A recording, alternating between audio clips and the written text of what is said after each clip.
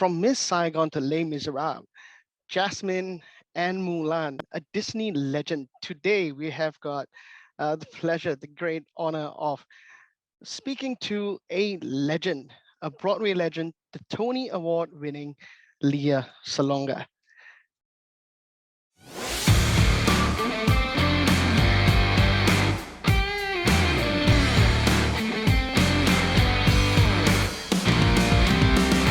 Hi, Lea. Hi, Zed. Thank you very much for joining us today. And as I just mentioned, there's so many credits, or the volume of work that you've done is basically on another level. And I think one of the things that we would like to know is, how did it all begin? You started, if I'm not wrong, at the age of 18, Miss Saigon, or that was Well, the first mob. Yeah. as far as the start, the absolute Mhm. beginning, I was 7 years old when I was in a production of The King and I in the Philippines for a theater company called Repertory Philippines. One of my cousins was very active with that theater company, and she heard me sing and told my mom, I think you need to bring her to these auditions for the next show that Rep is going to produce. And so that's what happened. But the career outside of the Philippines really began with Miss Saigon. And it was, the original production opened in London in September of 1989. And the Broadway production opened in April of 1991. Yeah, and that kind of really was the start of everything that came after that. Then there were the Disney movies and other theater productions, as well as other theater productions outside of the United States. I mean, I have done a few shows in Singapore, for example. I did other shows in the Philippines. So yeah, and it's a career that's, by the grace of God, it's continued on. And I know I'm very fortunate. I feel very blessed that, there are people that still want to hear me sing, and it makes me incredibly joyful and happy that I still get to do this for a living, and that I get to tour, and that I get to perform. And and now that we seem to be coming out on the other side of this pandemic, I'm glad that my touring life begins again. That's very inspirational to hear. We've just celebrated, not too long ago, International Women's Day, and Yeah. you were the first Asian woman to win a Tony Award. And so, what was it like being the first? Well, I was the first actress of Asian descent to Mhm. win a Tony Award, Yep. because I think some minutes before I won my Tony, an Asian American costume designer named Willa Kim, who was a Korean descent, she won her Tony for designing the costumes for the Will Rogers Follies. Right. So it was actually cool that there were two Asian women in the same Tony Award ceremony that were honored that in that particular year. But to be the first Asian to actually hold a Tony in my hand, the first Asian actress, it was incredible. I was elated and ecstatic. My family was overjoyed. It was wonderful to be recognized for the work I had done in the show. And it is work. It is a mammoth role to play. It's a vocal beast. So to have been given a Tony for it, it's like, oh, it felt nice to be seen and recognized for that. I mean, on the practical side, an award is never a guarantee of any future work, but it's great to receive the recognition for the work that you have done. It's a good feeling, and it gives you motivation to keep moving forward and hopefully be able to have more opportunities to work. Right.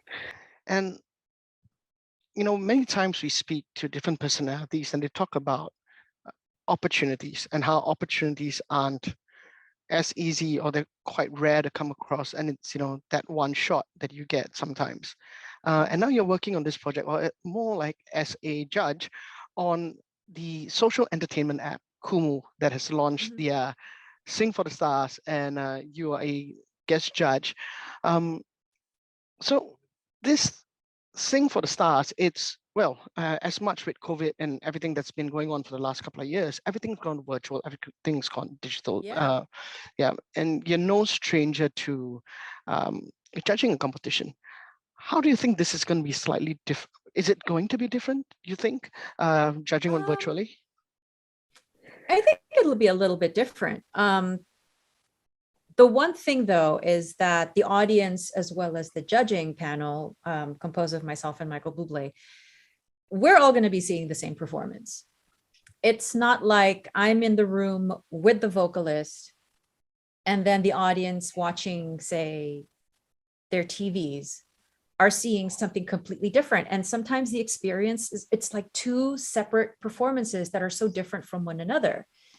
I mean, I've been a coach slash judge on The Voice in the Philippines. And sometimes a performance that is electrifying and exciting in the room doesn't always translate to TV. So if there is one thing that's different, is that the audience watching on the app and us, we're all going to be seeing the exact same performance. So, it's hopefully it's not going to be a case of the audience like screaming at us going, were you and I watching the same performance? Because I saw something amazing, and why do you think it's not amazing? And or it could be the other way around. I think it's something amazing and the audience is like, are you blind? That was awful. So it could very well be that, and at least the playing field and the experience is going to be, I guess, it's identical.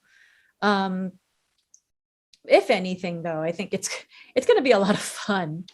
And you just never know where the next superstar is going to come from. I mean, there have been quite a few of them coming from TikTok.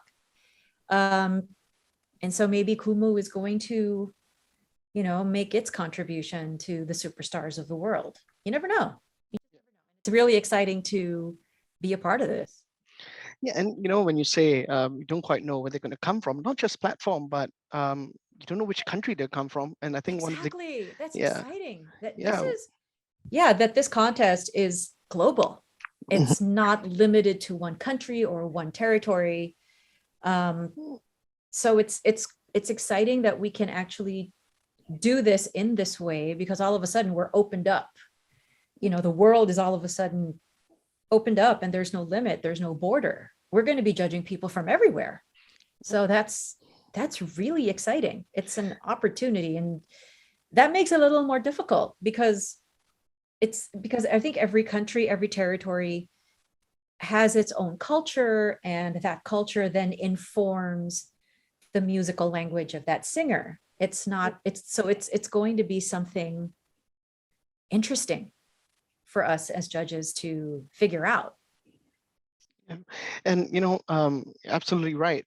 Right now, I mean, just because we've had to adapt, we are halfway across the world, and we're having a conversation, and we don't know who's going to come from where, and Exactly. you don't have to travel to a studio anymore. um, this is it.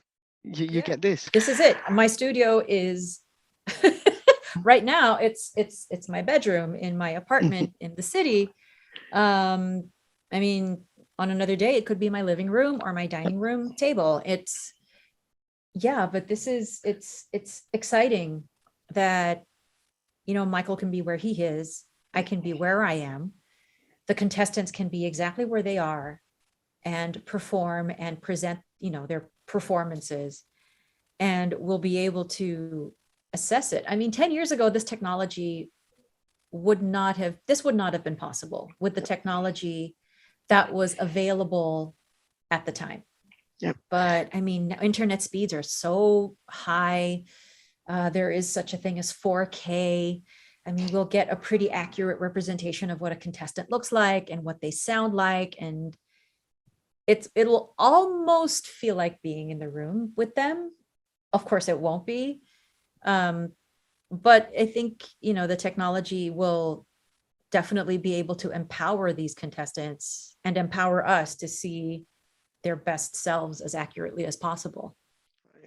And I know we don't really have that much of time left, but a last question for the contestants that are taking part, what do you expect to see from them, or what advice as a judge would you give them so that they get the best shot?